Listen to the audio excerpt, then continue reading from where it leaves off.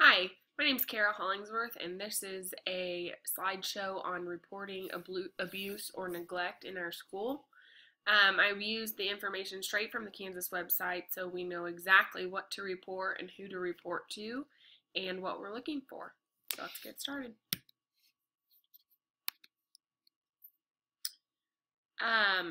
This is the types of abuse we're going to talk about today. The first one is physical abuse, sexual abuse, emotional abuse, or neglect. And I copied the definition straight out of the book so as you can see exactly what they are looking for.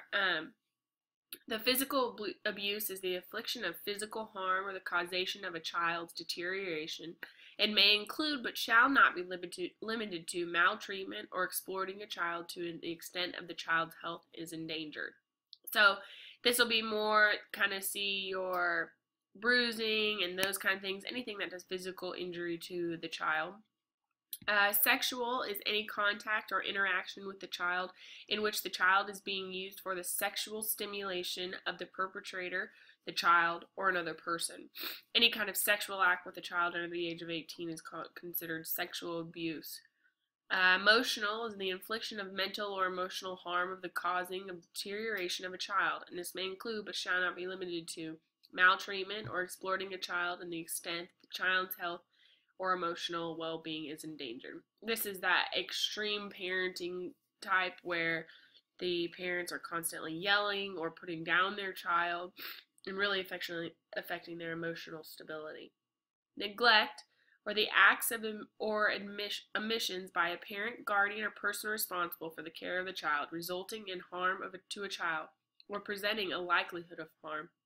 And the acts or omissions are not due to solely the lack of financial means of the child's parents or custodian. And even though it isn't called abuse, neglect is definitely part of this. Who should report? It's not, I am personally as a teacher, we are inclined to report, but this also goes for principals, counselors, and other school officials. Anyone who works in a building is required to report any kind of suspected abuse. Psychologists, mental health, social workers, counselors can be in your buildings as well. If you're an intern, you are required to report it. Daycare, any kind of law enforcement officer, your minister, your physician, medical examiner, all those kind of people, dentists and the eye people. Juvenile officer kind of goes in there with the law enforcement and any other person with the responsibility for the care of the child. So if you are watching out for the child in any way, you are required to report abuse. Ways to spot physical abuse. And I went through and took all of the types of abuse and, of course, neglect, and took exactly what the website was looking for, but it is not, I'm not going to read them all to you. However, I'm going to read the big ones. I wanted to put it with the physical signs and behaviors so that you know that it doesn't necessarily have to be visual to the eye to spot abuse. So with physical, it usually is more obvious just because it is a physical contact abuse. Bruises or welts, bite marks, burns, fractures, lacerations, or head traumas. And behaviors with abuse throughout all three and neglect become very similar. However, there are certain ones to certain types of abuse that you can kind of see. Some of the common ones in all three are running away from home, sudden changes in behavior, sleep problems, and just being really angry. If the child is extremely angry and maybe doesn't take direction very well, this could be something that you could look into. Extreme behaviors is also very common in all three. However, in physical abuse, if the child is wetting the bed, that can be a very good sign. If he's coming in with bruises and bumps and he can't explain why or where they came from, that's a pretty good sign that there's something going on at home. Ways to spot sexual abuse. There's lots of ways to spot sexual abuse. It is harder, especially as a teacher. Maybe as a doctor, this would be easier, but this would be somewhere where we pay attention more to the behaviors. You know, if a child is exceeding their age in their sexual knowledge, that can be a good sign that there's something going on. If they're scared of someone, if there's things going on in the classroom or in school or just in life that are not really age appropriate for that child, having to do with sexual behavior, that can be another thing.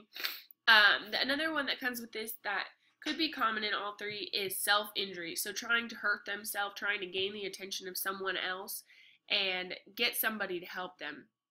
And with sexual abuse, another one is the fear of being touched. And that's, of course, because something is going on at home, but that's a great way for you to know that something is happening or something needs to be looked into. Emotional abuse. This one is tough because there really is no physical way of telling that they have it. So even though they're physical signs, they're almost more behavioral signs as well. So anxiety, fears of things that are not rational. Sleep problems goes with them all. Behavior goes with them all. Another emotional abuse can have a lot of strange behaviors coming from it, like biting and rocking, thumb sucking if they're too old, if they're older than the regular age. If they start to get into things like substance abuse and cutting and fire starting, these can be ways for kids to lash out and try and gain the attention of an adult. And one way to look at emotional abuse that's different from the others is looking at the behavior of the abuser. So looking at a way what they are doing. When you talk to a parent and they are rejecting or belittling the child, not complimenting, not making them feel like they're important, maybe really making sure they point out all the negatives. If they're corrupting the child, so they're teaching the child to be not to be a good citizen or to be misbehave in class. Those are things that, even though they might be getting along, the parent and the child, it is a form of abuse because the child does not know differently that that is incorrect behavior. And if this parent is doing this to them, then they need to know that is a behavior that we can spot as teachers or people in the building. Neglect. Neglect is a very hard subject. I've seen it in my classroom before, and it's really hard to help these kids with neglect. If they're constantly hungry, if they're running around the streets, if they don't have the right shoes, if there's holes in their shoes, if there's holes in their clothes, their speech is delayed because nobody is teaching them at home, they might not be getting the correct doctor's appointments, and that goes along with the dental decay. Maybe their eyes are suffering, those kind of things. It's all just because they don't have a parent around to help them, and that is definitely a form of abuse, and we call it neglect. Behaviors can be begging or stealing or hoarding food. If you notice the student is constantly hungry and trying to get food or keep food, that's a great way to show that they might not be getting food at home. If they don't want to leave school because they like that structure, they like having somebody who cares about them. They're constantly tired, delinquency, states there's no caretaker. With all these forms of neglect, all these forms of abuse, if the child says they're being abused or says there is no caretaker at home for neglect, those are things that you need to report. Okay, when are you supposed to report this? The moment you have reason to suspect abuse, you should talk to your administrator or call the hotline. So the moment that you think that something's going on, then you need to report it. Don't wait for the 3rd time you think something's going on or the 10th time, because the 11th time might be the time that it's too late. So the second that you think something is going on, you need to talk. Better safe than sorry. And they go on in the book, and I put this in the Department of Family Services. They put the reason to suspect means that anytime anyone believes or has a hint or clue a child is or has been a victim of abuse or neglect. And the key here is has been as well. If you feel that they have been abused in the past, that's still a reason to report it. When you are going to report, you need to know what you want to write down. Obviously, you want to report it, so don't wait until you have all these things, but do attempt, like they say, to follow this kind of information. You want to get all the information on the child as you can, their address, who their parents are, other people that are in the home. You want to know where the child is, their home location. You need to write down the child's condition. It means that their injuries, maybe you take a picture of the bruise, you write down behaviors that are not normal in your classroom. And you also need to say whether the person you think is abusing them has access to the child, whether that's in the house or out of the house. Really, you just need to write down whatever you think that they is hurting the child, and whatever a good way to do it is whatever makes you uncomfortable or whatever set off your red flag. You need to write that down in detail so that you can get that to the Department of Family Services.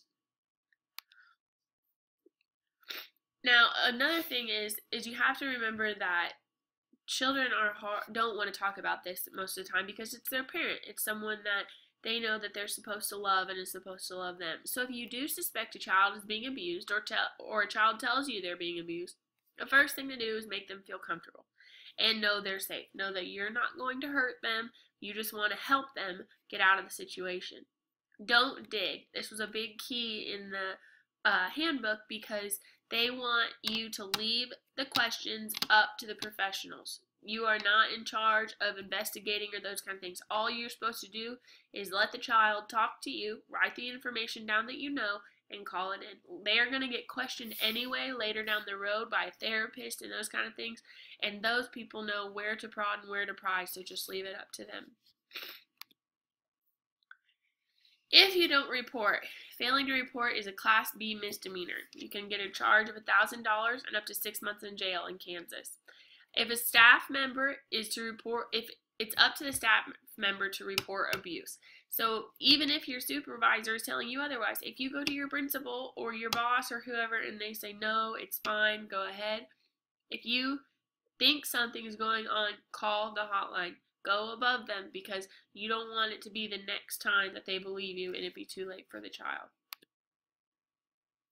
So this is kind of the what happens after you report it, and it kind of follows this chart.